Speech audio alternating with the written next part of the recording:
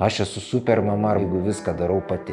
Ne, tu esi idiotė, jeigu viską darai pati. Niekada istorijoje taip nebuvo, kad mamos viską darytų vienos. Kažkaip turėjau tokį įsitikinimą, kad čia tik silpnom tokiam būna. Taigi vaikas gimė, taigi kaip fainai, kas čia per depresiją. Nei kažkoks klasikinis modelis, nei kažkoks ten šiuolaikinis modelis, jie nėra geri. Visada reikia žiūrėti pagal laiką, vietą ir aplinkybės. Kokias mes dvi asmenybės turim, su kokia praeitim, su kokiom traumom, su kokiais įsitikinimais ir kaip tą košę suderinti taip, kad jie abu viens kitą terapintų, augtų ir iš jų gautųsi viso gyvenimo pora. Yra sudėtingas žaidimas ir atrasti tuos ingredientus ir juos va taip sudėliot. Netgi specialistam labai sunku. Aš visada sakau, kad va tą kokybišką santykį, jo neįmanoma dažniausiai iš karto nusipirkti. Įmanoma tik įsimylėjimą rasti. Ir kuo jis iš pradžių karštesnis ir labiau tau nešantis per smegenis, tai nebūtinai reiškia, kad santykiai bus geresni. Dažniausiai atvirkščiai, kai pasibaigia įsimylėjimas ir tada daugiau viens kitą kapoja arba liūdi pasislėpęs kamputyje.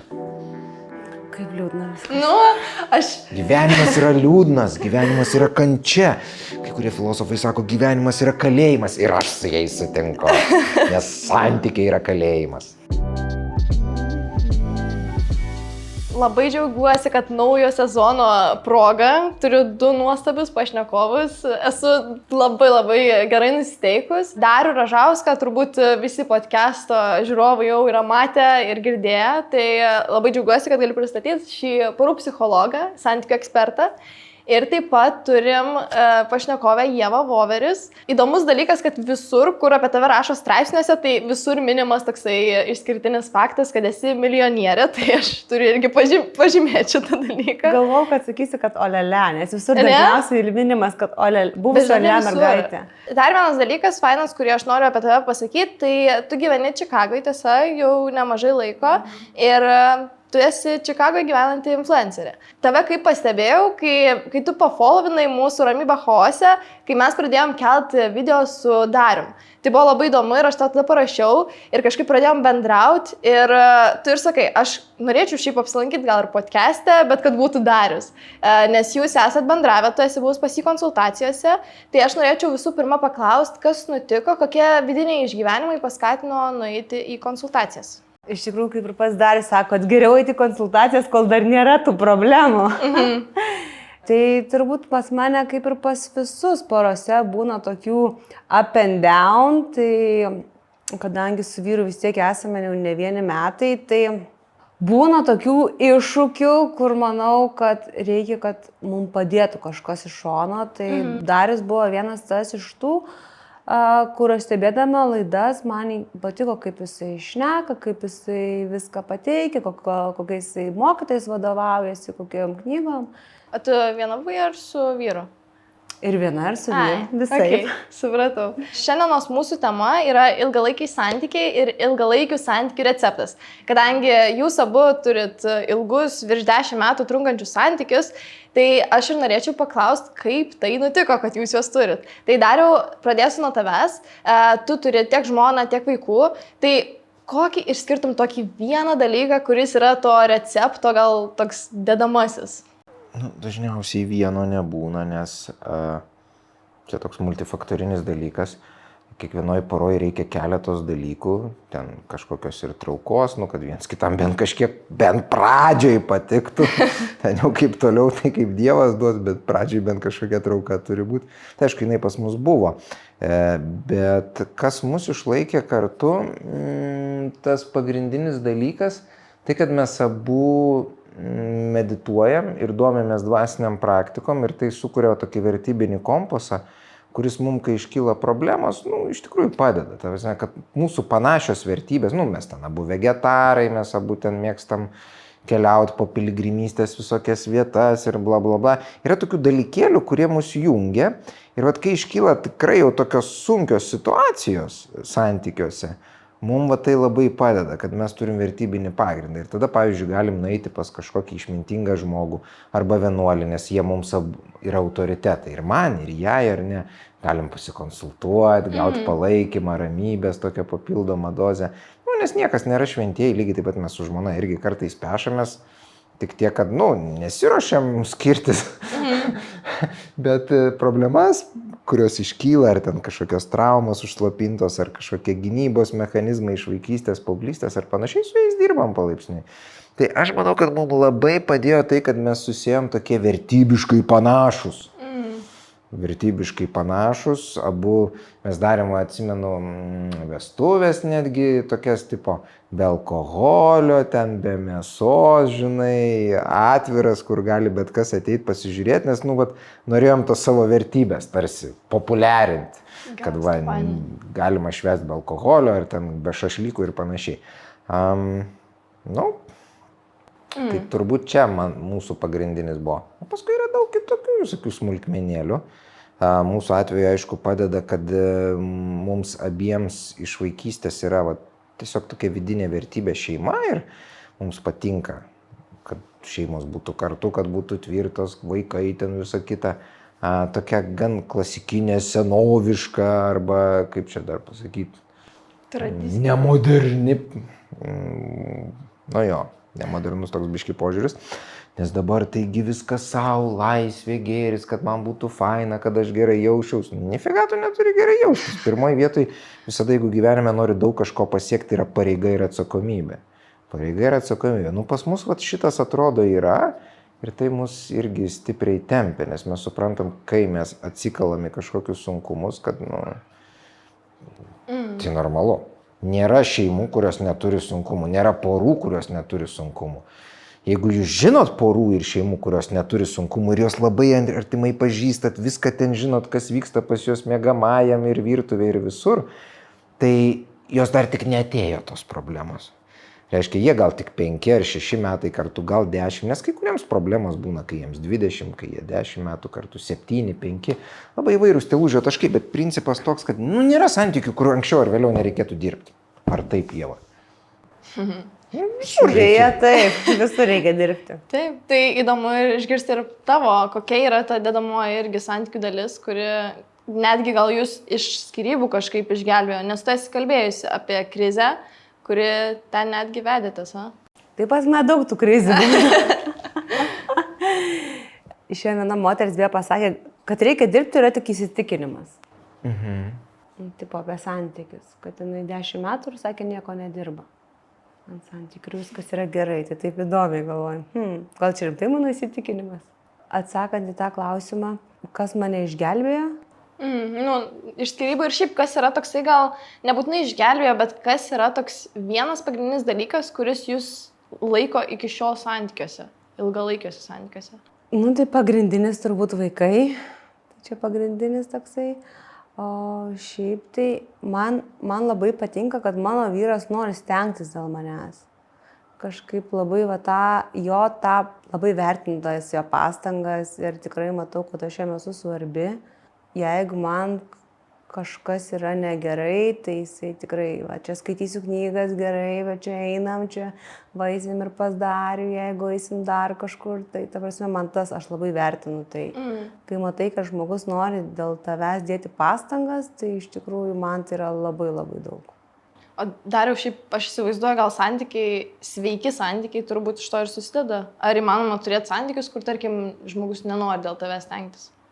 Visai būna, nes santykiai turi periodus. Dažniausiai po kiekvienoje poroje bus laikas, kai vienas stengsis, kitas nesistengs. Tai praktiškai neišvengiamas kažkoks toks konfliktinis ar krizinis laikas, tik jis būna labai skirtingai porose, kai vienas daug darys, o kitas ten iš vis nenorės nieko daryti, ar nueis į šoną, turės meilužę. Čia, kasdienės istorijos dažniausiai psichologų kabinetuose. Tai gyvenimas jis toks yra, jis spalvotas ir su iššūkiais, su testais ir tu nežinai, kada tau kals per tavo likimą liga, ar ten kažkokia neištikimybė, ar koks bankrotas, ar ten vaiko kažkokia trauma, mirtis ar panašiai. Ir tu nežinai, ar tu iš vis atlaikysi, kaip tu atlaikysi, kaip tu po to atsitiesi, ar ne. Tai tikėtis, kad visada abu stengsis dėl santykių yra iliuzija ir kvaila. Kad gali būti toks geras suderinamumas, kur abu didžiąją gyvenimo dalį stengsis viens dėl kito, kartais būna, vienoje iš 100 šeimų taip tikrai būna, kad abu visą laiką ten varo ilgą laiką, dešimtmečiais. Bet tikrai ateis laikas, kai trumpai bent vienas stabtels ir taps ne tuo, kuris daro kažką dėl šeimos, o tuo, kuris kenkia arba bent jau užtraukęs rankinį sėdi kamputį ir rūko. Taip tikrai bus pas visus. Ir aš neišimtis, dabar mano šeimoje ir buvo, ir bus ateityje irgi kažkokių iššūkių ir problemų. Moksliškai žiūrint, yra iliuzija galvoti, kad anksčiau ar vėliau mane nepalies koks uraganas. Palies. Kalbant apie šitos dalykus, kaip tik norėčiau tavęs paklausti, praeito pokalbio metu kažkaip man liko klaustukas toks, kai mes kalbėjom. Tu minėjai, kad įsimylėjimas tikrai pasibaigs. Taškas. Šitą labai gerai atsimenu ir tikrai suprantu puikiai, kad tai būna. Visada. Taip, bet būtent apie tuos iššūkius, kai kalbėjai, kad tarkim atsiranda konfliktai, nesutarimai, čia irgi faktas suprantu šitą dalyką, bet dėl tų krizių, ar tikrai taip, tarkim, visada būna, kad kiekvienuose santykiuose jie yra neišvengiami ir tarkim, jeigu santykiai nesusiduria su krize, tai jie nėra tokie gal stiprūs, galima taip sakyti?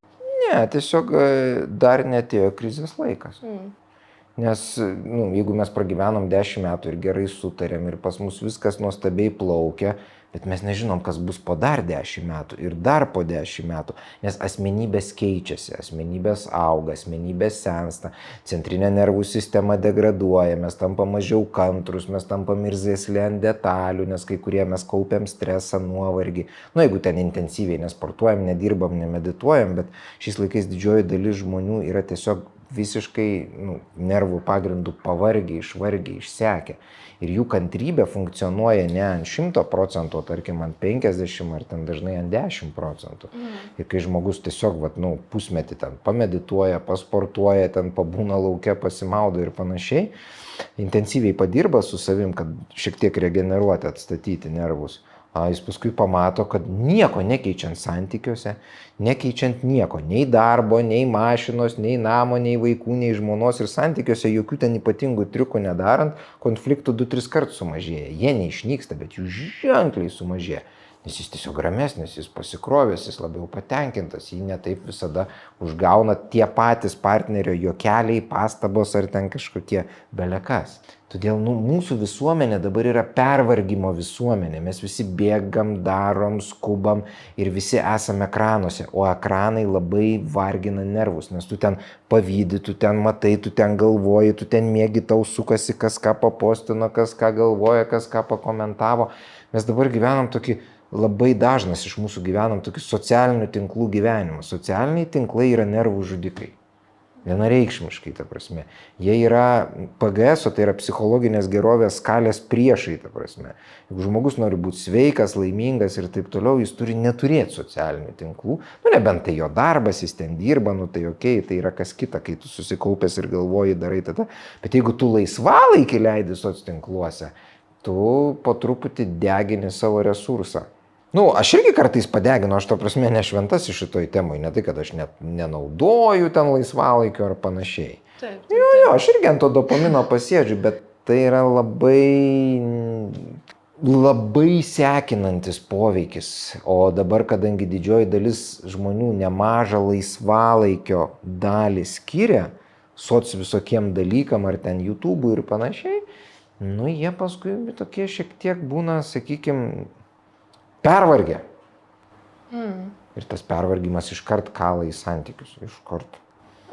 Tai vienas iš dalykų, galima nebūti jokių psichologų. Jeigu tu tiesiog sugebi žmonės įtikinti, kad jie gyventų sveikiau, mažiau naudotų ekranų ir daugiau ten sportuotų, stovėtų ant galvos, medituotų, eitų į gamtą, plaukiotų ir panašiai, jiem ženkliai pagerės. Nors tu nedarysi su jais jokio psichologinio darbo, jokios psichoterapijos. Vien jau, ta prasme, jeigu žmogus pradeda sveikiau gyventi, reiškia anksti eit miegot, anksti keltis, ten eina kokią 10 miegot, keliasi ten anksti, tarkim, kokią 6, ir jeigu taip kasdien, jau iškart nervų sistema jau po 2-3 mėnesių pajus milžinišką naudą. Mes dabar gyvenam nenatūraliai. Šiaip turim laišką tokį, kalbant apie atvirumą santykiuose, šiaip irgi pagalvojau, gal net tą, ką tu pasakėjai, gal turėtų pritaikyti moteris, kurie rašė šitą laišką. Tai tu pasakysi, ar taip yra, ar ne. Gal Ieva pasakys irgi. Gal, Ką mes žinom. Kaip kalbėti su vyru, kuris nelinkęs į pokalbis bei turintis užspaustas emocijas, kaip kad vyrai neverkia, kam kalbėtis apie tokius dalykus ir taip toliau. Aš esu emocijos žmogus ir pokalbiai man svarbus. Šiaip apskritai, Ieva, gal norėčiau tavęs paklausti, ar tau pačiai yra buvę, kad tau, tarkim, yra sunku kalbėti santykiuose? Man yra buvę. Taip yra tikrai buvę. O kodėl, gal išsiaiškinusius jau? Nes paprasčiausiai nežinau, kaip tai daryti, nes anksčiau vaikystėje visą laiką kažkaip gyvenau su tokiu įsitikinimu, kad mano nuomonė yra nesvarbi, tai kam čia patylėk, čia ir taip išmokau visą laiką tylėti, būti tą patogią tokia. Aš klausiu tavo laivą kažkurį, tai tu ten minėjai, kad šitas pokytis įvyko po vieną žodį, ar ne? Vieną kartą vieną pasakėjai, kitą kartą jau du pasakėjai žodžius. Po truputį. O dar jau norėčiau tavęs paklausti, kaip šitoj situacijoje, tarkim, ar čia iš tikrųjų galbūt viskas tvarkoje yra su vyru, gal jis nėra užspaudęs ten kažkokių emocijų ir panašiai, gal tiesiog tikrai moteris daro per daug problemų. Mes nežinom situacijos, nes niekada negali iš trumpo laiško, iš kelių sakinių žinoti realios situacijos, tai aš čia labai burčiau iš kavos tirščių, bet Ieva labai gerai pradėjo, tik galėtų pratęsti tas mintis ir pagilinti, nes vis tiek jinai irgi jau yra savo santykiuose nuėjus ilgą kelią ir sakykime, nuo tokio ten paprastesnio varianto, ar ne, labiau atitinkančio šito laiško turinį, ar ne, kai sunkiau su to vyru kalbėtis, iki tokio, kur jau daugiau, giliau ir panašiai. Tai, pagalvok, Ieva, kas dar jums padėjo, kaip tau gavosi, kaip nutiko, ką tu darėjai, ką reikėjo tau perlipti, padaryti, kad pas jūs iš tikrųjų atsirado tas gilesnis ir geresnis toksai, ryšys, supratimas viens kito.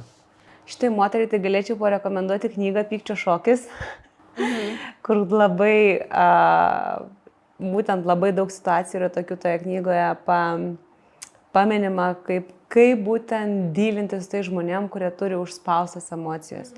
Man pačiai asmeniškai tai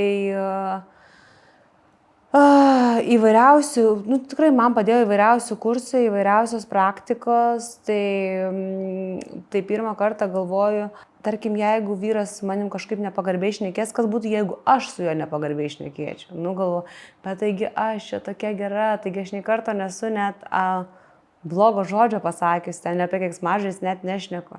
Tai tą pabandžiau, bet tai baisu buvo, kažką tokio kažkaip pasakyti.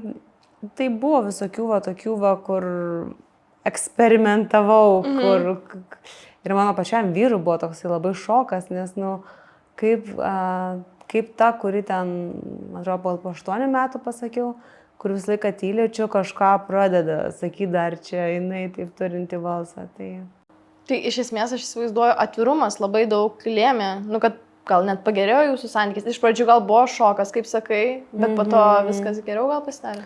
Paskui, kai pradėjau kalbėti būtent taip, kaip aš jaučiuosi, kiekviena situacija, kas mane skaudina, kas mane žeidžia, kažkaip vyrui pradžiai buvo gal toksai kaip ir atmetimo reakcija, toksai maždaug, iš kur tu čia tą informaciją trauki, kas čia dabar toksai, nes niekart nebuvo susidūręs su mano kažkokiu tokiu jausmų proveržiu, bet palaipsniui jo. O dar norėčiau pakalbėti apie kitą medalio pusę.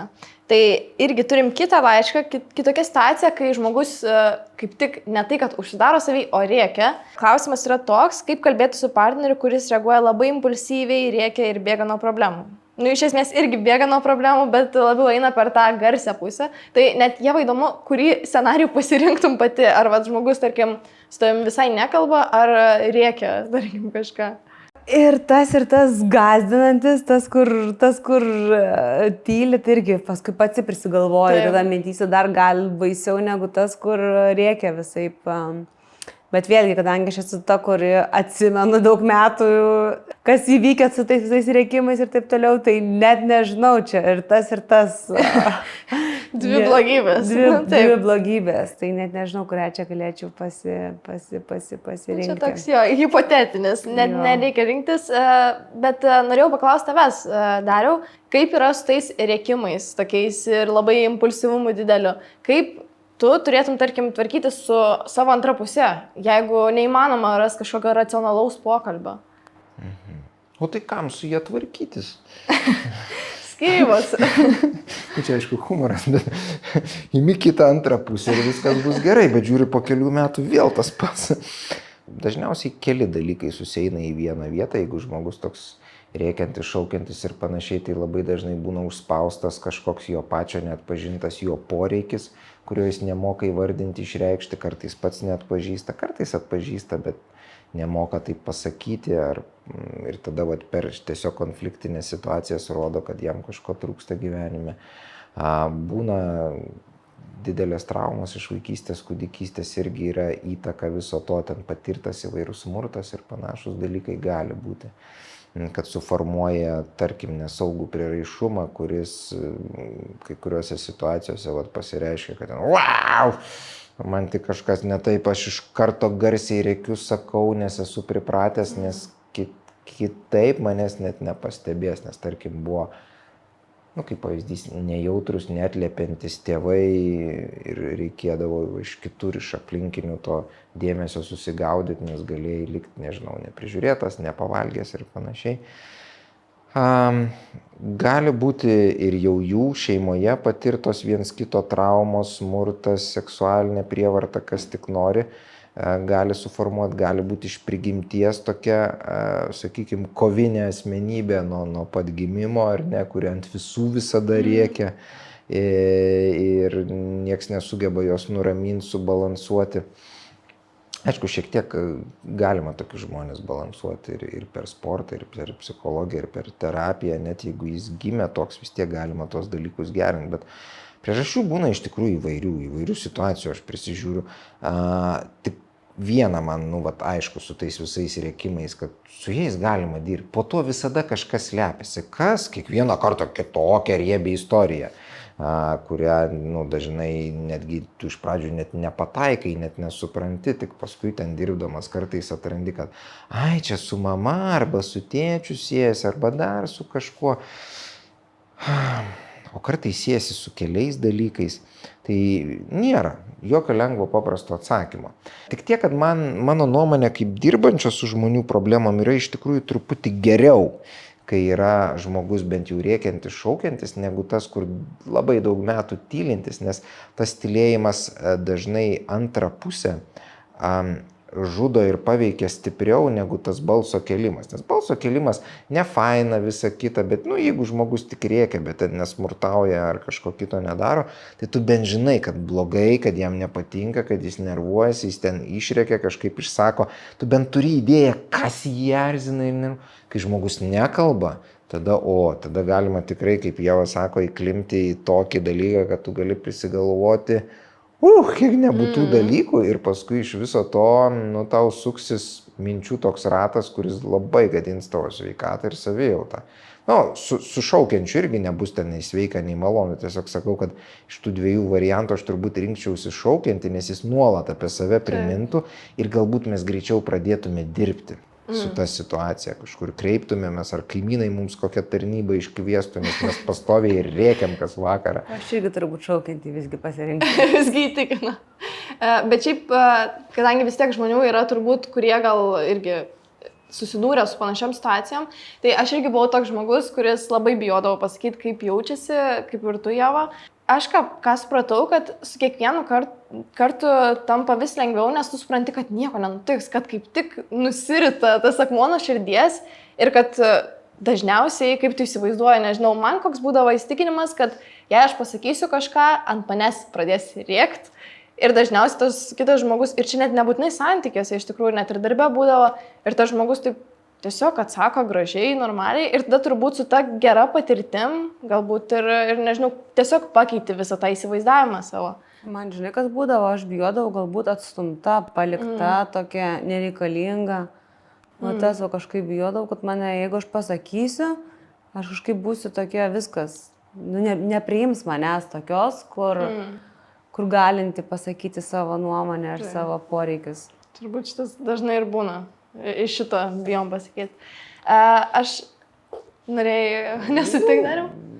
Ne, tai būna tikrai pasitaikantis dalykas, kad vieni žmonės susiformuoja per gyvenimą, ten gyvenimas, traumos, viskas mūsų suformuoja kad mes kažko neišsakom, nes pas mus kažko trūksta, arba mes netikim savim, galvojam, kad galbūt nesam verti, ar ten su saviverte kažkas, kitiems būna per daug tas išpūstas ir mes tiesiog einam, lipam per galvas, nesuprantam, nematom, nejaučiam kitų emocijų. Tie mūsų išsibalansavimai labai įvairūs būna ir ne vienas atvejis ten nėra nei tobulas, nei geras, bet kame triukas, kai mes įsimylim ar susipažįstam su kažkuo ir mumis jungia hormonai, tai mums smegenyse atrodo visiška darna su tuo žmogum, visiškas sulipimas. Ir tik praeina įsimylėjimas ir pradeda ir tas erzinti, ir anas, ir prasideda po truputį toksai žik tarkavimas viens kito emocijų, protų ir visko. Ar su tylinčiu, ar su šaukiančiu, ar su aktyviu, ar su neaktyviu, vis tiek tai įvyks. Vis tiek tai įvyks. Ir va čia ta blogoji brūkšnelis geroji naujiena. Kalėdų senelio nėra. Tokio tikro, kur dangui skraido su elniais.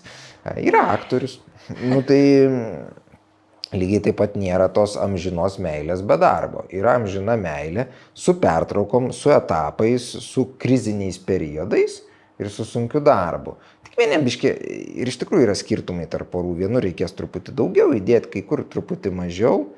Bet, neegzistuoja, man atrodo, tos magiškos poros, nes mes dažniausiai ieškom, dalis mano klientų ten labai intensyviai ieško ir keičia partnerius, tikėdamėsi, kad atras tą idealiąją puselę, su kuria, kaip giliai su jais pasiaiškini, pagrindinė mintis, kam tau reikia tos idealios pusės.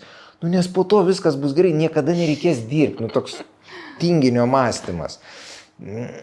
Arba skupaus žmogaus mąstymas. Ir gyvenime tai yra tiesa patikrinta, kad skupas arba šiukštus žmogus moka 2 kartus. Jeigu tu labai pigią prastą prekę perki, jinai trumpai tarnaus. Jinai greičiausiai bus prastos kokybės ir tu paskui turėsi vėl tokią prastą pirkti, arba pirksi galų gale jau kokybiškesnį daiktą, kuris tarnaus ilgiau ir tau iš tikrųjų apsimokės. Aš visada sakau, kad tą kokybišką santykį, jo neįmanoma dažniausiai iš karto nusipirkti, įmanoma tik įsimylėjimą rasti.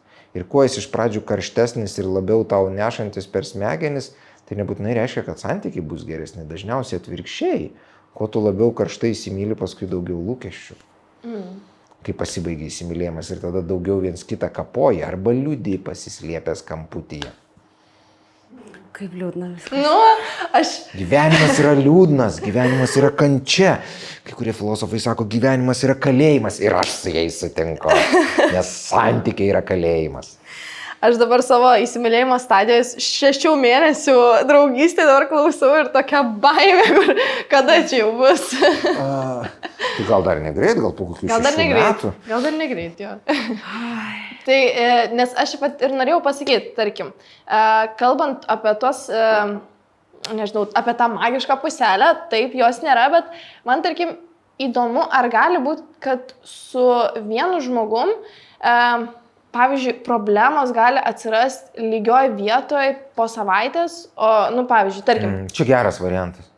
Nes bus trumpas įsimylėjimas, jūs iškart pradėsi dirbti, mažiau lūkesčių, iliuzijų ir iš jūsų gali gautis viso gyvenimo pora.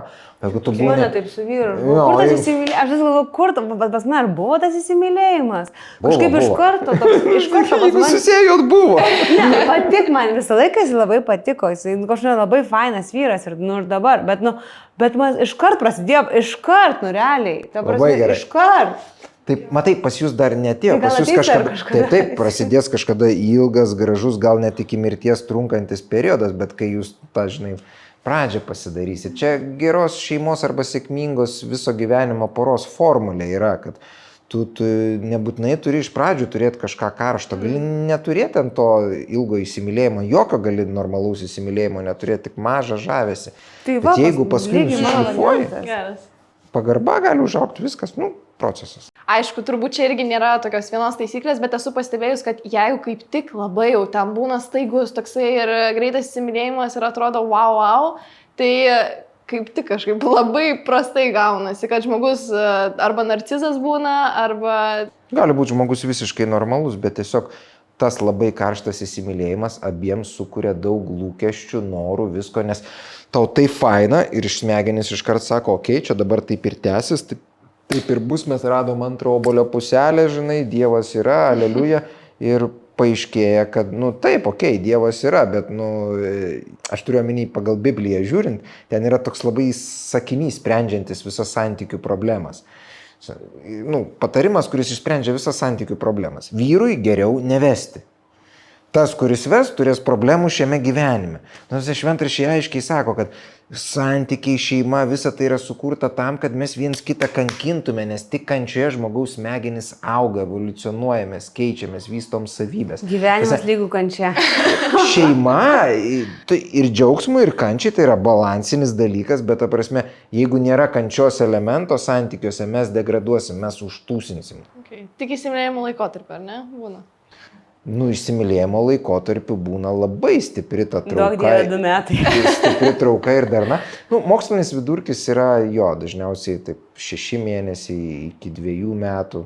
Ten nuo 2 mėnesių iki 2 metų dažniausias laiko tarpas, bet visur yra išimtis. Esu turėjęs moterį, kuriai 7 metus truko įsimylėjimas. Bet jis praėjo ir paskui jinai nesupranta, o ką aš su juo tiek metų veikiau. Labą dieną, sveika atvykusi į realybę, o dabar pradėkim domėtis, tai ką tu čia išsirinkai. Aš dabar norėčiau paklausti apie tokį atvirumą santykiuose, apie praeitį. Tai Ieva, tau klausimas, kaip tu manai, ar antra pusė turi žinoti viską apie tavo praeitį, tarkim, ten, nežinau, sekso partneriai, buvusių vardai, kaip susirasti jos socialinėje medijoje ir panašiai. Mano asmeniškai vyras visko žino. Jeigu jam per daug informacijos, pasako, stop, man nebeįdomu. Bet šiaip tai neturiu aš kažkaip jokių paslapčių, kad paskui nebūtų. Eini ten kur nors, ten, nežinau, ar ten gatvėje, ar ten kažkas užkalbina, ar ten kažkaip, nežinau, ta prasme, kad kažkaip niekada nebuvo, kad kažkas slėpti, nuslėpti, absoliučiai viską žino nuo A iki Z. Ta prasme, arba imi mane tokia su viskuom, kas buvo, arba tiesiog, tai kažkaip, Geras, bet čia šiek tiek išsiskiria tie dalykai. Tu viską kaip ir pasakėjai apie save, bet tarkim, jeigu situacijoje tam tikroji būdavo, kad kažkas tau nepatikdavo, tu bijodavai pasakyti, ar ne? Jo, tai šiaip viską apie save esu pasakęs, bet jeigu situacija jo ir čia kažkokia ten ataka į mano pusę, aš jau viską susidarau ir tokia, ir kaip sakant, bijau. Okay. Kodėl taip yra, Dariau? Kodėl taip gali būti? Tai mes esam gyvos būtybės, mes kiekvienoje situacijoje reaguojam pagal emociją ir būklę. Ir jeigu jaučiam ar spaudimą, ar pavojų, ar kažką, tai mes galim visai kitaip kalbėti, galvoti ir panašiai. Ievai, aišku, pasisekė su vyru, kad jis yra intelektualus, protingas ir pakankamai dar imlus palyginus su daugeliu šio pasaulio vyrų informacijai, emocijoms ir panašiai. Daugeliu šiuolaikinių šio pasaulio vyrų nereikia visko žinoti apie savo partnerį ir jo praeitį, nes jie tiesiog neatlaikys viso to ir paskui tai dešimtmečiai suksis jų galvoj, eis visokie kvaili komentarai, priekaištai ir taip toliau. Jeigu tu matai, kad žmogus tas, kuris nenaudos to prieš tave, tas, kuris tai suvalgys, atlaikys tą tavo karčią tiesą ten praeitų santykių ir tavo viso buvusio gyvenimo. Jeigu jis buvo ten kažkoks audringas ar spalvingas. Todėl čia reikia labai žiūrėti ir Ievos atveju tai taip, tikrai jie abu gali viens kitam viską pasakotis, nes tai jau yra ir pasišlifavusios ir pakankamai jau brandžios asmenybės, bet daugeliu atveju tai ne.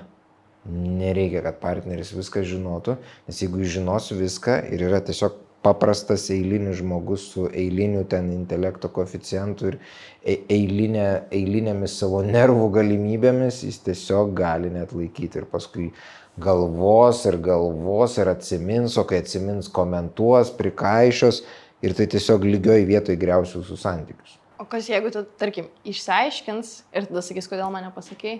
Irgi blogai. Ne, tai meluoti ir slėpti nereikia specialiai, bet eiti ir ten, žinai, pačiam visas ten smulkmenas dėti ant stalo, jeigu matai, kad asmenybė dar nebrandi, dar neužaugusi, kad jis dar, pamatai žmogų įvairiuose konfliktinėse situacijose, pamatai, kaip jis į stresą reaguoja. Jeigu matai, kad jis ne visada ir ne su visko susitvarko, reikia šiek tiek atsargiau ir nepulti visko pasakoti. Meluoti nereikia, melas irgi santykiuose niekada toli nenuves.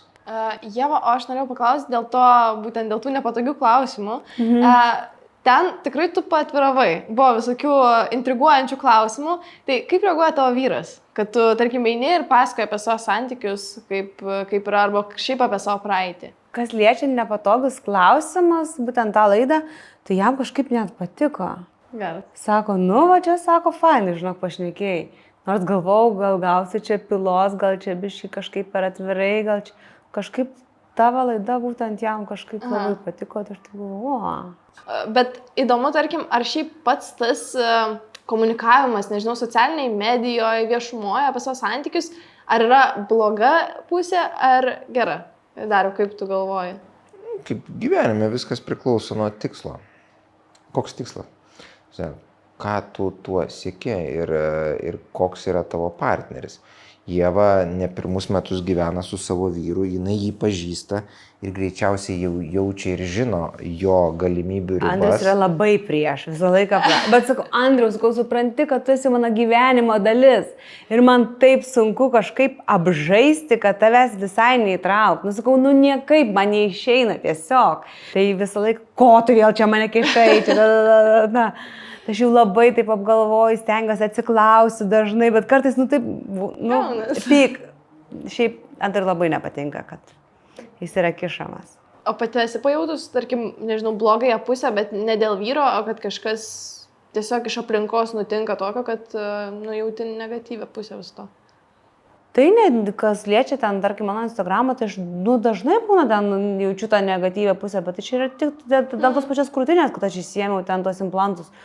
Kiek moterų atrodo, kad čia man gyvenimas jau sugrius, bet viskas gerai, jom taip, čia jų nuomonė, tai ką man.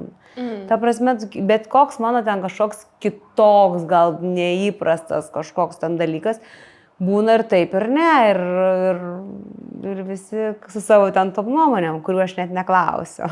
Bet iš esmės nėra tokio dalyko, kad tai gadintų santykius, tiesa? Kas?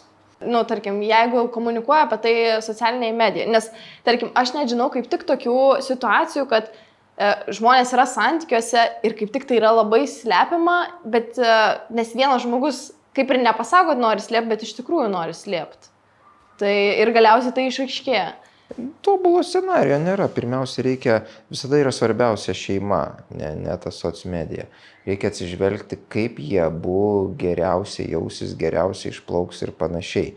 Nes, jeigu vienas, pavyzdžiui, yra ten kažkokia vieša asmenybė, ar ne, kuri ten veikia, dirba ar rodosi toje visoje soc aplinkoje, ar ne, tai natūralu, kad jam vis tiek, neišvengsi, kažkiek santykių reiks parodyti, nes, kažkaip neįmanoma turbūt kito žmogaus ištrinti. Visi žino, kad tu vedęs, ten turi žmoną arba vyrą, tai kažkiek visą tai pateks į kadrą. Bet tas, žinoti ribas, jas tikrintis nuolat, bet tuo pačiu ne vienam nebūti auka, nes jeigu kažkuris ten viską savo paaukos dėl kito, ar ne, aš niekada nieko nesakysiu, nieko nerodysiu, kad tik kitas būtų laimingas. Čia kažkaip jau keistai skamba. Arba jeigu kitas niekada nesutinka net truputį padalyvauti, padėti ar panašiai, pasirodyti kažkur ten socialinėje erdvėje, tai irgi toks ne visai aiškus variantas. Reiškia, tarp jų vis tiek yra kažkokie vidinės abejonės, įtampos, tai gali būti jo irgi traumos, įsitikinimai ar panašiai, arba jos, visai būna. Bet aš visada esu tas, kur sakau, pirmiausia svarbi šeima ir ieškokim balanso ir žiūrėkim, kaip jiems abiems geriausia, dviems.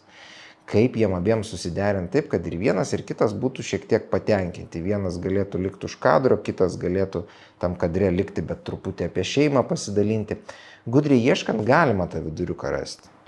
Tai pavyzdžiui, kadangi mano vyras yra verslininkas, tai aš būna kokius kelis kartus į metus įsiprašau, kad tai kokiam knygom pasidalintų, tai kažkokia ten savo rutina, tai kelis klausimus atsakytų, bet tai reikia labai jau ruoštis, labai čia reikia labai, čia ne taip, kad dabar gal gali ne. Gera nuotaika. Čia labai geras, kad jis gerai labai čia labai nuo daug aspektų priklauso, bet padaro, tai okay. Parodyk, kaip aš atrodau, dar tą peržiūrį, bet įmanoma iš Andriaus tą. Geras, bet tu dabar paminėjai ir tą balansą, kad tarkim vienas žmogus turi būti labiau toks, kitas labiau toks. Ir aš kaip tik ruošiantis pokalbį galvau ir apie tą tokią dalį, bet būtent verslaujančių žmonių, ar ne?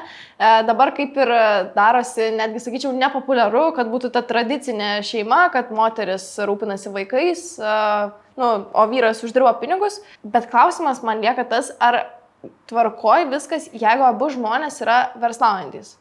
Tarkim, kuria savo verslus ir labai orientuoti į karjerą yra. Ar gali kilti daug iššūkių? Iššūkiai kyla visose šeimose ir neverslaujančiose. Labai daug iššūkių kyla šeimose, kuriuose iš vis darbo nėra. Dvi stiprios asmenybės darančios karjerą, esančios darboholikais ir gyvenančios poroje, tai aišku, kad bus sunku.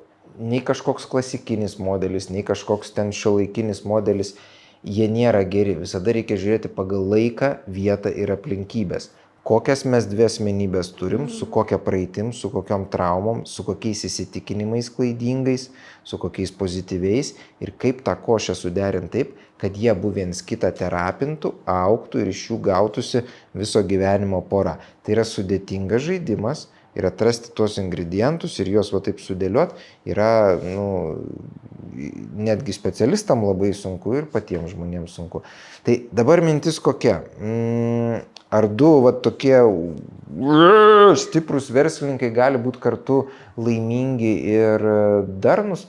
Gali, tiesiog jiems tai kainuos truputį daugiau nervų ir pastangų. Ir visokių ten terapijų, kursų ar kažko, negu žmonėm, kur vienas labiau atsipūtęs, kitas labiau verslauja, vienas labiau susiorientavo, tarkim, ten į šeimą, buitį ar kažką ir stengiasi ten darną įvesti, kitas ten versle kažkur savo kūrė darną.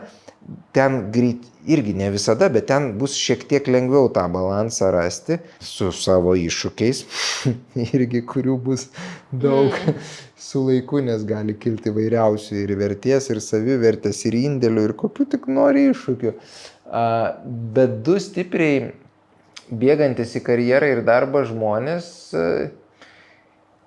jiems labai svarbu viens kitą pajausti ir atrasti laiką, o tai kada jie stabtels ir pavyzdžiui, nes anksčiau ar vėliau pas juos abu, arba iš pradžių pas vieną, paskui pas kitą, kals tas toks stiprus vidinis poreikis. Va dabar man reikia šeimos, va dabar aš noriu bent vieną vaiką turėti. Ir tada kaip visą tą jų užsisukusi stabdyti, kuris tada jau prisims biškitos laiko atsakomybės už tą šeimą, kaip darys, kaip balansuos, ką ten samdys vietoj savęs ar nesamdys. Atsiranda dalykai. Bet iš principo yra geriau tiesiog lengvesnis startas, jeigu susieina du, bet tai nėra tobulas startas, galime visokie tie startai. Kai susieina du ir vienas yra, tarkim, linkęs prisimti kažkur vienur, ten daug atsakomybės, aš du, ir tai gali būti ir moteris. Nes aš turiu daug klientų šeimų, kur pavyzdžiui, jai tiesiog pasisekė su karjera, jai pasisekė su kažko, jinai turi labai gerą darbą, labai daug uždirba. O vyras mėgsta, jam patinka ir namie daugiau pabūti ir su vaikais. Ir jis irgi dirba, ta prasme, bet jis grįžta anksčiau, jis pabūna ten daugiau su vaikais, jis ten pasiema gal juos iš darželio ir panašiai. O jinai tuo metu dar ten pabaigė savo darbus, savo karjeroje, ar ne? Tai visokie modeliai galimi. Čia ne tai, kad vyras turi eiti ten būtinai medžioti. Viskas priklauso nuo vietos, laiko ir aplinkybės. Kokia ten šeima, kas ten kaip vyksta, kokie jų poreikiai, kas ką turi, iš vidaus nerealizuota, nes dažniausiai tas noras bėgti ir labai daug daryti, tai kažkokia užslopinta vaikystės trauma. Ar kažkoks noras įrodyti ten draugams, tėvams ar kažkam, iš kurių buvo, tarkim, ar spaudimas, ar patyčios, ar smurtas, ar kažkas, kad aš galiu, aš kažkas esu, aš fainas, aš ypatingas. Žiūrėkit, kiek aš pasiekiau, padariau ir panašiai. Labai dažnai yra išimčių gerų, bet labai dažnai tai yra iš kažkokio skausmo. Tas drive'as pas daug pasaulio sėkmingų sportininkų, verslininkų, aktorių. Jeigu pažiūri jų biografiją, jų vaikystės, ten randi tokių labai įdomių aštrių kabliukų. Ir jeigu jie nebūtų lipę ant to skausmo, jeigu jų tėvai nebūtų buvę kažkokie ten keistuoliai ar alkoholikai, ar ten, žodžiu, jie būtų nepatyrę kažkokių išbandymų, smurto ar kažko, mes nežinom, ar jie būtų tapę tokie sėkmingi, bet kartais ta sėkmės kaina yra tiesiog per didelė. O Ieva, kalbant, tarkim, apie jūsų santykius, ar jūs lengvai visą tą pasiskirstėt modelį? Kažkaip labai, net nebuvo tokio skirstimas, kažkodėl mums taip iš karto buvo, kadangi mes atvažiavome į Ameriką kartu, aš buvau nėščia, tai pirmas vaikas iš karto gimė, tai automatiškai aš su vaiku, visi namai, ten, nu, viskas kažkaip taip labai taip natūraliai gavosi, o paskui tik tai prasidėjo tie mano influencinimai ir rodymai visko, kaip čia sekasi man. Aha. O kalbant apie visus šitus verslus, mes jau palėtėm šiek tiek finansų temą, tai aš norėjau paklausti, ar tiesa, kad finansai dažnai yra ta tokia nesutarimų tema santykiuose? Nu, kaip tau, Ieva? Kaip man? Iš mano, tarkim, draugų rato, tai, nu, visiškai ne. Ne? Nes kažkaip visos ten, mano draugės, tarkim, užsidirba tiek, kiek joms ten reikia, nu, ta prasme, tokiam ten, tarkim, nagai plaukai, na, o vyrai ten jau moka, tarkim, komunalinius, ten nuomą, ten, tarkim, mašinos ten kažkokią paskolą.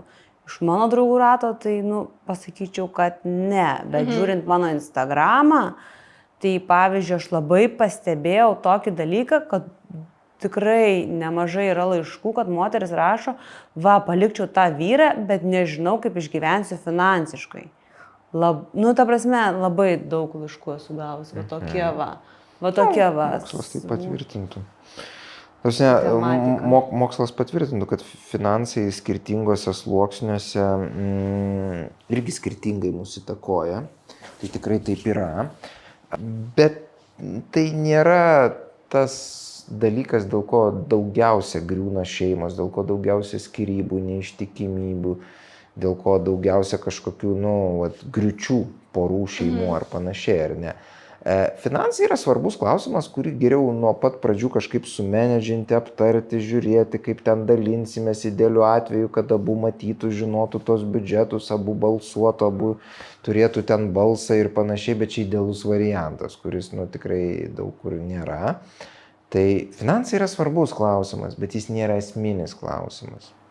Pasitikėjimas, jausmai, emocijos, palaikymas, jautimas, kad esi reikalingas viens kito, toks sugebėjimas gerbti, palaikyti viens kitą yra žymiai svarbesnė, nes jeigu to nėra, kokie nori gali būti finansai, žmonės jausis blogai, žmonės vis tiek galų galiai išsiskirs, išsidraskys, ar po 10, ar po 20, ar ten po 3 metų. Jeigu nebus to giluminio ryšio arba bent bandymo jį sukurti ir darbo dėl jo. O finansai, daugelį tautų pagal mokslinius tyrimus yra riba žmonių smegenyse, pajamų, kurią pasiekus, tu ten kiek nori didink pajamas, vidinis kažkoks laimės, pasitikėjimo, atsipalaidavimo ir komforto jausmas nebeauga. Ir kiekvienoje tautoje tai gali būti skirtingas skaičius, aš dabar kadangi tos tyrimus senokai mačiau, bet kažkurioje čia iš Europos valstybių buvo, man atrodo, apie 5 000 eurų, kad kai žmogus jau uždirba 5 000 ar daugiau eurų, jam nebesvarbu, 6, 7, 8, jo vidinė kažkaip laimė, savijauta, atsipalaidavimas ar kažkas nuo to niekaip radikaliai nebesikeičia. Nes tai labai yra aktualu darbdaviams, norintiem motyvuoti darbuotojus ir panašiai, dėl to daroma daug tyrimų, tai kokie pinigai, kaip tie pinigai, kiek jie ilgai motyvuoja ir paaiškėja, kad ten paskui didink kiek nori, nelabai tu motyvuosi. Netgi kai ir žemesnės pajamos, tie visi padidinimai pajamų, jie tik labai laikinai, suteikia tokį, wow, kažkokį džiaugsmą. Paskui tu labai greit pavyzdžiui, žmogus labai greit pripranta visada prie paaugusių pajamų. Labai greit. Ir jam tai nebėra kažkas ypatingo. Kitaip sakant, pinigai ilgoje perspektyvoje kažkokios ypatingos laimės neatneša. Ta reikia suvokti, kad ten milijonierių, milijardierių tarpe yra labai daug skyrybų, labai daug depresijų, labai daug vartojama narkotikų, alkoholio ten ir viso kito. Kam? Nes jie nelaimingi. Lygiai tą patį daro ir žmonės, kurie visiškai neturi pinigų, ar ne? Tai žodžiu, bet jeigu aš turėčiau daugiau, tai aš taip gerai gyvenčiau. Jo, kokį mėnesį 2, kol tavo smegenys priprastų. Pinigai iš esmės nesprendžia didžiųjų gyvenimo problemų. Pinigai tik padeda turėti šiek tiek saugumo, balanso ir panašiai. Kai jų visai nėra, labai blogai. Kai jų yra labai daug, irgi blogai, nes daugelis žmonių Ypač jeigu labai didelės pajamos ateina staiga, jų charakteris ir elgesys per laiką labai sugenda. Labai. Dažniausiai praranda visus ankstesnius savo draugus, nes draugai nebeatpažįsta žmogaus po kurio laiko. Ne iš karto tas sugedimas vyksta palaipsniui. Todėl yra labai gerai, jeigu šeimoje abu užauga ar vienas užauga, užsidirba palaipsniui. Ne per naktį. Tampi įžymus, turtingas arba gauni didelę valdžią. Geriau, kai tie dalykai ateina palaipsniui ir ypač jeigu per darbą, jeigu tau reikėjo daug dirbti, dėti pastangas ir tu ten labai lėtai po truputį augai ir užaugai, tada tai yra daug saugiau mūsų protui, nes jis jaučia, kad tai buvo daug laiko, kad čia indėlis, kad čia sunku buvo. Bet kalbant apie pačius finansus, tarkim, santykiuose, aš visą šitą suprantu apie asmenišką tą augimą ir, nežinau, pinigų pokytį.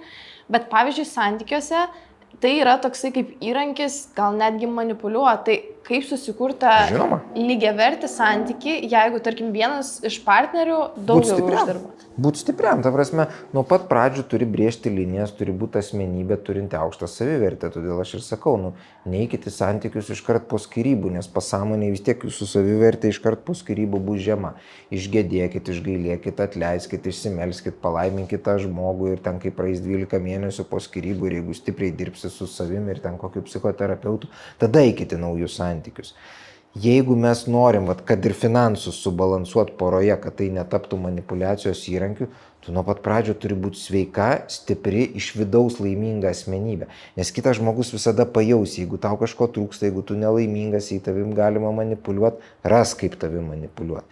Bet jeigu tu ateisi pilnas į santykius, norėdamas tik duoti, o ne imti, tada visai kita istorija. Jokiais ten pinigais tavim nesumanipuliuos, tu iškart pajausi, kai tai bandys daryti.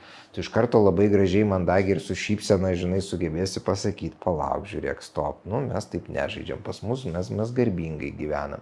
Mes susėjom ne dėl pinigų, ne dėl to, ne dėl ano. Mes bandom kurti santykį kartu, šeimą ten ar vaikus auginti ir panašiai. Bet kadangi didžioji dalis visuomenės dabar neturi sveikos savivertės, dėl pačių įvairiausių dalykų. Mergaitės dėl Instagramos, paauglės, pagal tyrimus, tai labiausiai kenkia jų, nes jis ten visko prisižiūri, nori kaip supermodeliai būti, aišku, jos neatrodo kaip supermodeliai, nes ir negali, nes tik ten viena iš 1000 atrodo kaip tas modelis, ar ne? Ir garantuota bloga savijauta, kuri greičiausiai išvirsi kažką, ten valgymo sutrikimus arba tiesiog nerimą, dar kažką, nepasitikėjimą savimi, savo kūno ten niekinimą, vengimą ir panašiai ir taip toliau, ar ne? Vyrukam vėl kitas dalykas, jie neturi šiuolaikinių lyderių, vyras jį bando būti stiprus, aktyvus ar panašiai, iškart visi užsipuola, tu čia moterų nekenti, tu čia kažkoks blogas, tu čia patriarchatas ir panašiai, jis tiesiog bando būti laimingas, sėkmingas ir panašiai, nes tai jo genuose užkoduota, bet jį reikia.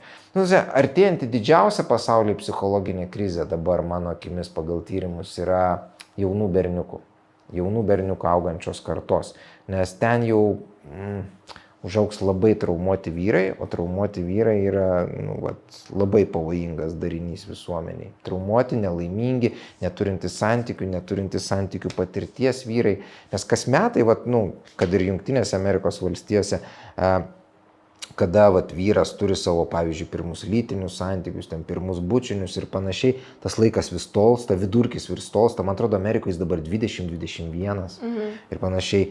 Reiškia, vaikinai vis labiau ir labiau nebegauna iš vis galimybės turėti bet kokį kontaktą su merginom, nes atsirado online datingas, atsirado soctinklai, atsirado online programėlės, kur susipažįstam ir ten tada, tie turtingieji, gražieji vyrukai susirenka 95% moterų dėmesio visų, ar ne?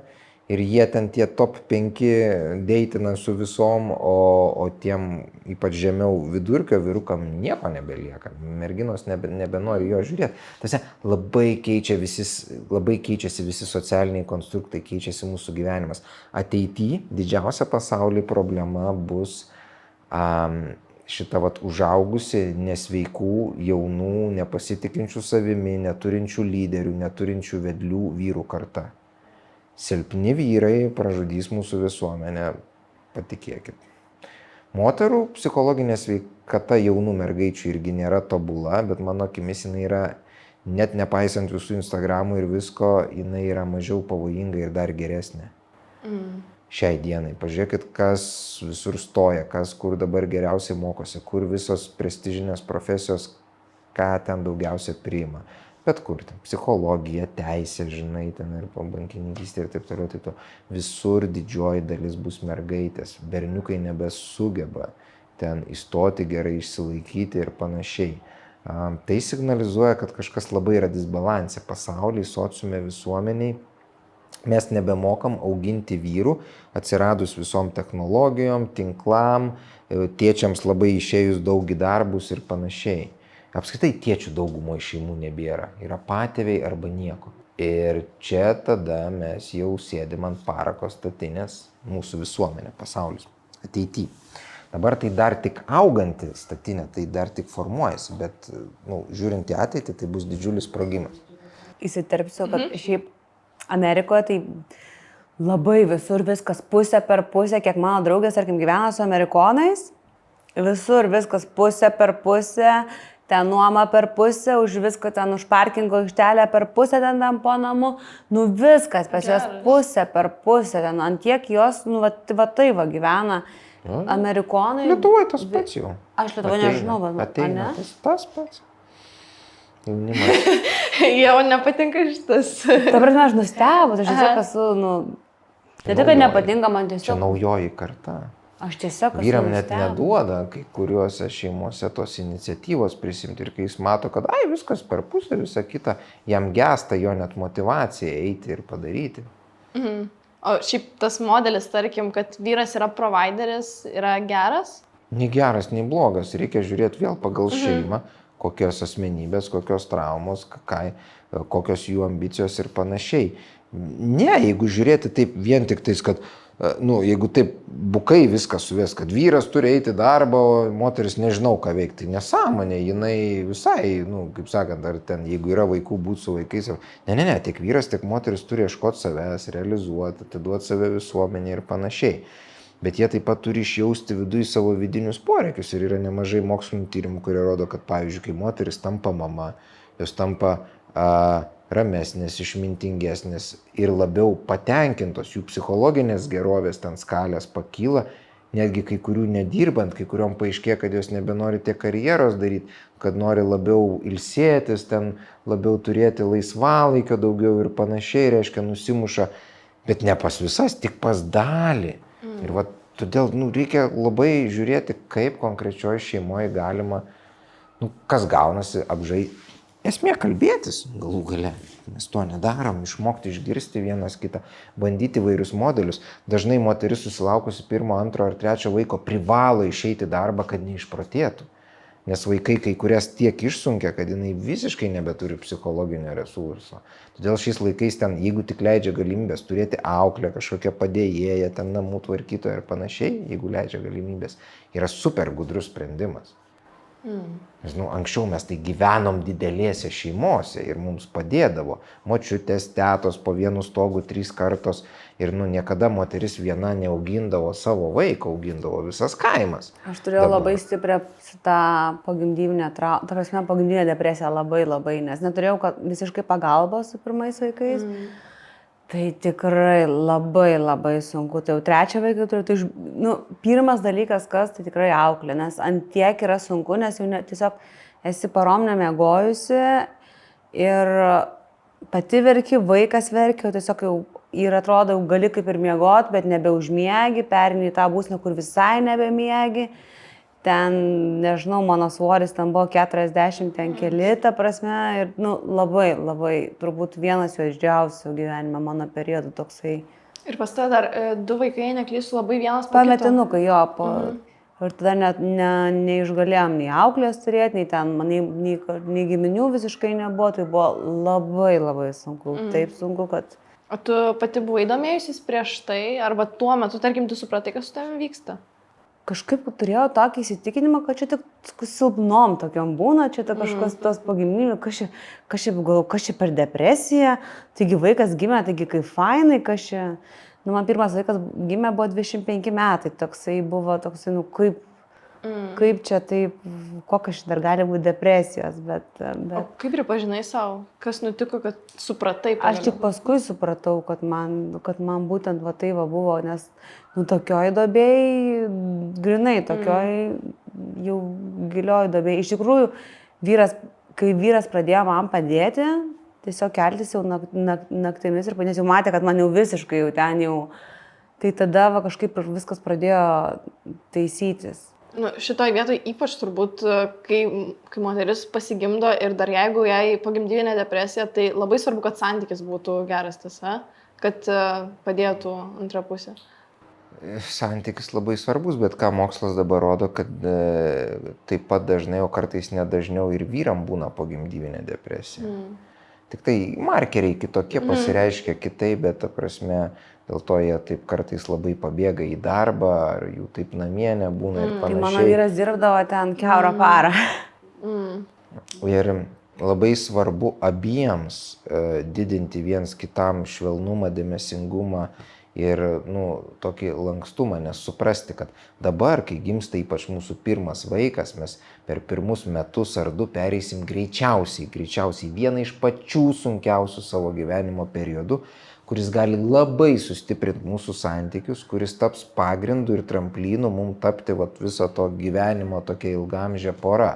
Bet mes turėsim tai atlaikyti, susikaupti, mes turėsim ieškoti išeičių, mes jeigu leis galimybės turėsim ir pagalbas visas įmanomas imti, mes turėsim dirbti, mes turėsim realiai dirbti. Ir daugelis šeimų, iš tikrųjų, nuskęsta šitam periode.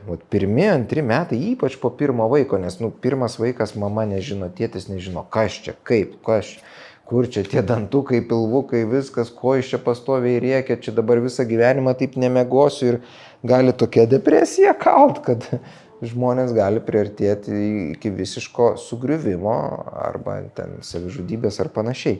Tai aš visada sakau žmonėms, kurie užsienį gyvena ir dirba ir neturi šalia ten mamos, tetos, močiutės, draugų rato dar susiformavusio didelio, kad būkit labai atsargus, kai planuojat vaiką, kai laukiatės vaiko, kiek įmanoma tam pasiruoškit, susiplanuokit kuo daugiau, kaip jūs turėsit laisvalaikį, kaip jūs gausit tą pagalbą, kas jums galėtų padėti su tuo vaiku, kaip jūs viens kitą išleisit, pabūtent su draugais, su draugiam, pailsėti, nueiti spa ir panašiai.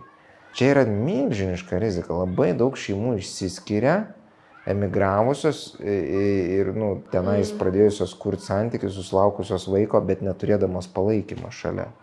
Tai tampa toks ugninis išbandymas. Čia yra ta juodoji emigracijos pusė, kad kai tu neturi aplinkui palaikymo rato, gali labai juodai baigtis.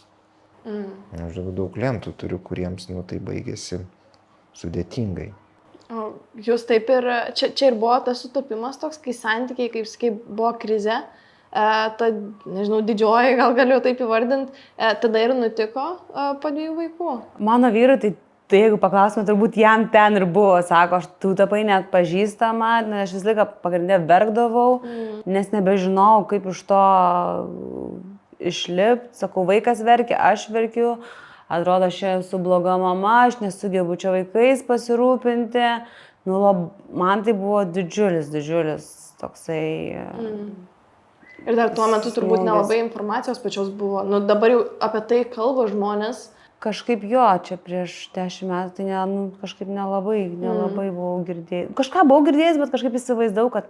Kaip ir sakėt, kažkokiam ten... Bet aišku, pas mane, sakau, gavosi vienas vaikas ir iš karto tik gimė, iš karto aš neščia su kitu. Taip jo. Tai skaityk, tas mažiukas laikas sėdėdavo man ant pilvo, nešiodavau, tai taip. Iššūkių daug buvo šitoje vietoje.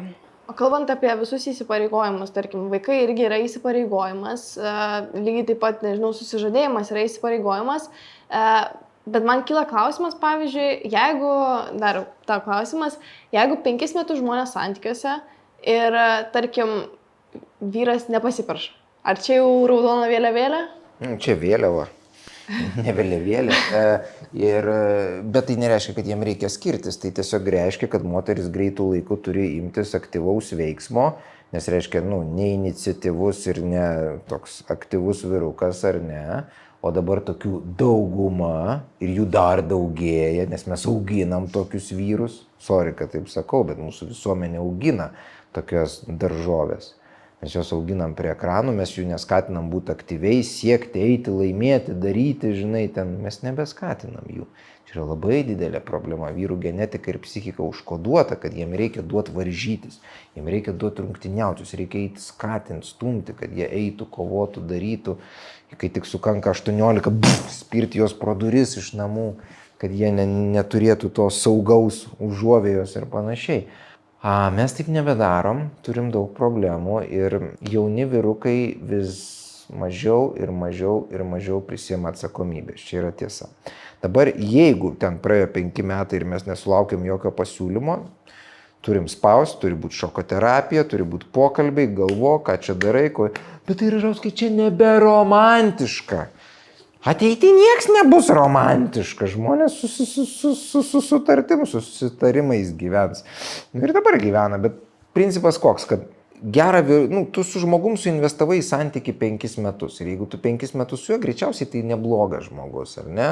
Ir jūsų kažkoks suderinamumas yra, bet jis tiesiog neryžtingas, jis nesugeba žengti to žingsnio, jam reikia padėti, nes kitaip bus labai blogai, kitaip bus taip, kaip man dažnai būna. Pas mane ateina klientės po 10-15 metų santykių, kur vyras nepasiperša. Ir sakau, tai kodėl jūs anksčiau nejot, nedarėt, nespaudėt, nedarėt jam ultimatumo, šoko terapijos ir panašiai.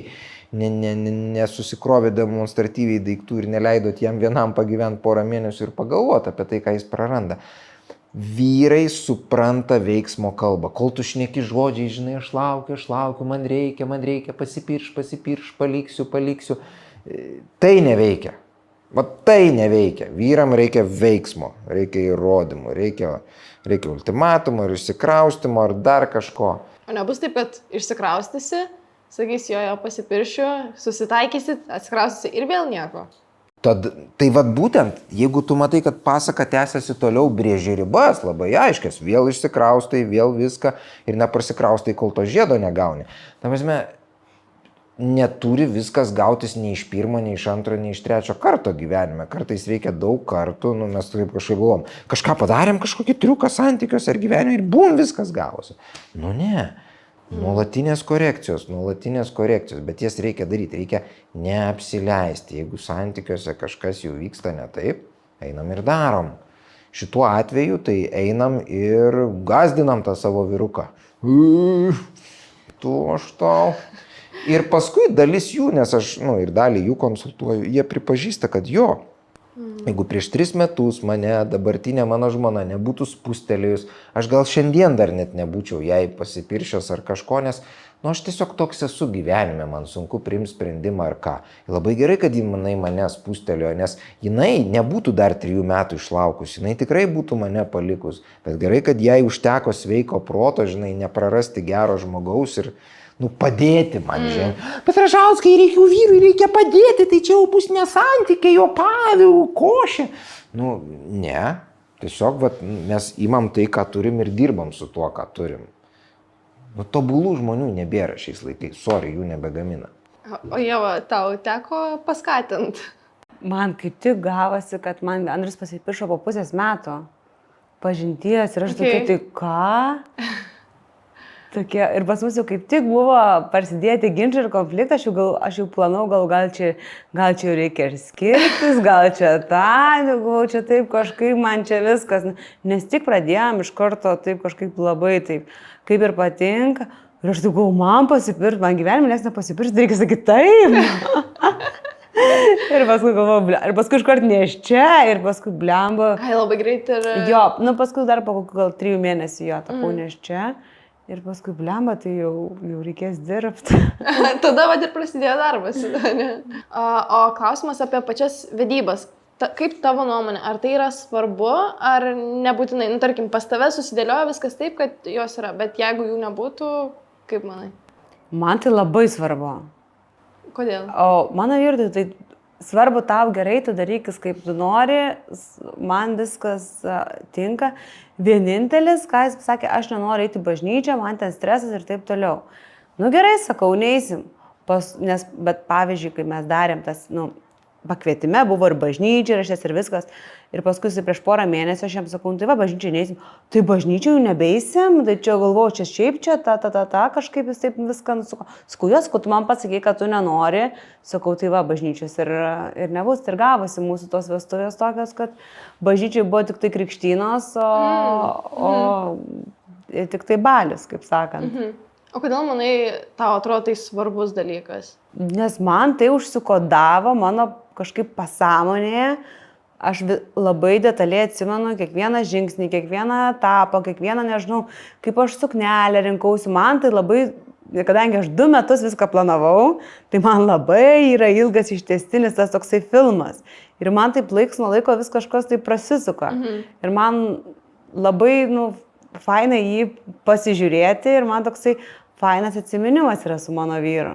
Ar tiesa, kad pavyzdžiui, nes šiaip kiek žinau, daug moterų nori vestuvių dėl to, nes tai užtikrina kažkokį saugumą. Ar tavo atveju tai irgi yra dalis, ar tau tiesiog norėjai to proceso viso ir tai labai žavėjo? Tai turbūt jo, saugumas irgi vienas tų faktorių, kas man tikrai, taip kaip ir įtakojo tai, bet mes buvom jau susirašę, kaip sakant, Amerikoje, tai labai senai. Bet čia buvo daugiau toksai balius ir, kaip sakant, ta ceremonija, visa ta balta suknelė ir visi tie. Taip. O dar ir kalbant, tada tu sakei, kad turi po 5 metų jau būtinai būti žiedas. Tai klausimas iš psichologo, tarkim, pusės, tai vestuvės yra būtinos? Čia galima įvairiai traktuoti, bet mano požiūriu tai yra labai naudingas dalykas. Nes bet kokie priesaikai, įsipareigojimai, pažadai, ceremonijos, jos giliai pasąmoniai abu žmonės šiek tiek sujungia ir jiem užtvirtina, kad mes bandysim kartu, mes dėsimės, stengsimės, nepasiduosim ir panašiai. Tai kuo daugiau yra ceremonijų, kuo daugiau yra priesaikų, pažadų ir panašiai. Nors mes puikiai žinom, kad visi šiais laikais visus tus dalykus laužo, ar ne, ir kad tai nieko negarantuoja iš principo, ar ne. Bet tai yra naudinga, tai didina šansus, kad jiems susidūrus su problemom, jie galbūt greičiau arba sėkmingiau išspręs. Tiesiog procentaliai matosi, kad su tom pačiom problemom susidūrusios vedusios ir nevedusios poros, ar ne, šiek tiek skirtingai kapstosi. Nes tas toks pasąmoninis žinojimas, kad man pažadėjo, įsipareigojo, mes viens kitam prisiekėm panašiai, tai gerai veikia, tai mūsų augina, brandina. Atsakomybė yra vienas iš pagrindinių dalykų, kas augina mus kaip asmenybės, kas yra gerai mūsų nervų sistemai. Nes mes instinktyviai vengiam atsakomybės, kaip gyvos būtybės, bet mums jos reikia. Aš dar turiu tokius kelis teiginius, kurie bus arba faktas ar mitas. Pirmas būtų, partnerio poreikiai turi būti aukščiau nei vaikų. Vienas ten užmiršta, kad žmona viena namie vargsta ir pasineria į darbus ir galvoja, o jinai laiminga, gavo savo vaikus, kurių norėjo. Ne, jai labai sunku. Arba jinai, žinai, ten pas ją užsisuka natūraliai genetika ir hormonai, viskas į vaiką. Vyras, kas irgi dažnai būna pasijunta nereikalingas, nelaukiamas, nemylimas, o jinai natūraliai neišsimiegojus, pervargus, išsekus ir jai dar čia džiaugtis vyrų grįžusių vėlai į namus, jai nėra nei energijos, nei noro, nei laiko. Todėl dar kartą mamos turi gauti pagalbą. Aš esu super mama arba aš esu gera mama, jeigu viską darau pati. Ne, tu esi idiotai, jeigu viską darai pati. Nes niekada istorijoje taip nebuvo, kad mamos viską darytų vienos. Mes negyvendavom atominiam šeimom. Čia yra šiuolaikinės visuomenės psichologinės nesveikatos požymis. Mes nebemokam gyventi po vienu stogu su tėvais, seneliais ir panašiai. Mes nebepakeliam kitų charakterių, mes tapom silpnomis asmenybėmis. O dabar apibendrinant visą tai, ką mes kalbėjom šiandien, norėčiau paklausti tokio klausimo. Ieva, pradėsiu nuo tavęs.